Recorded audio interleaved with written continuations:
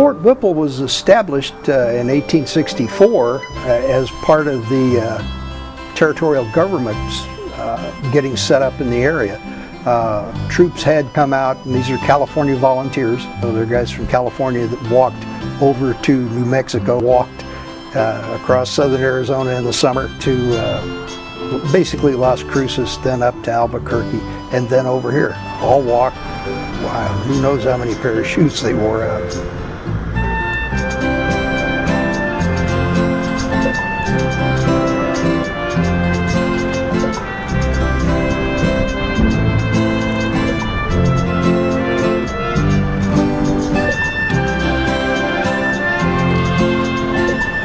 People are just looking for a new start a lot of times, and they have nothing when they arrive at the first site of Fort Whipple, which is now in Chino Valley.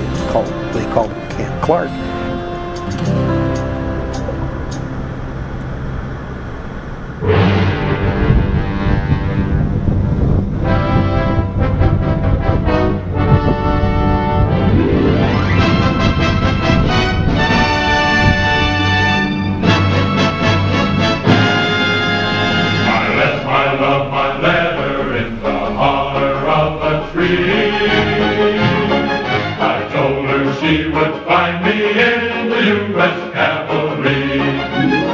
Governor Goodwin is looking for a place to put the first capital of the territory, and so he says, you know, you guys need to move this fort because it is so far away from the diggings and everything. And so they agree that they're going to move the fort up on Granite Creek. The capital is going to be on Granite Creek. It becomes Prescott. The fort is part and parcel of the territorial government. It's named after Emil Weeks Whipple, and he's a lieutenant that does a road survey through northern Arizona. The growing nation now stretched across the western prairie. Settlement of the land was violently resisted by the hostile Indians, who made war on the pioneers carrying civilization to the buffalo lands. Well, a lot of people coming west are not kids. They have grown sons that actually come here and say, hey, Mom and Dad, you ought to come out. This is a great place. Got a few Indians, but it's a nice country. We will not fight. We will live in peace. Good.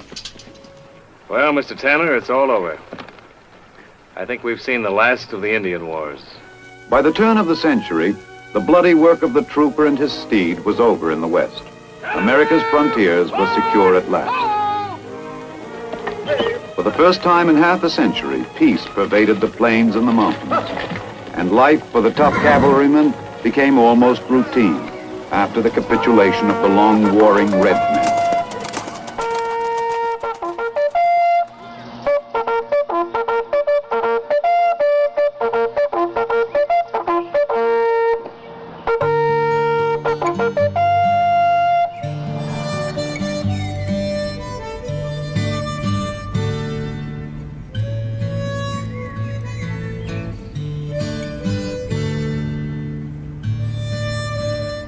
We're in a building that's part of the original fort from 1900. Then it became an army hospital during World War I, taking care of tubercular and lung patients.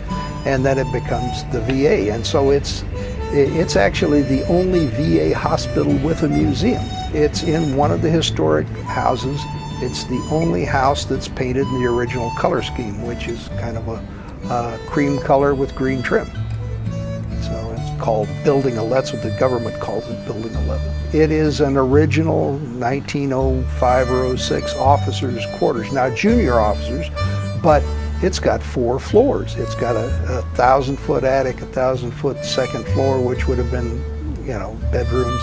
It's got 1,000 feet on the first floor, and then it's got a full basement. So it's huge. The public only gets to go on the first floor and second floor, but it's, you know, even for a couple of lieutenants, it's a big building.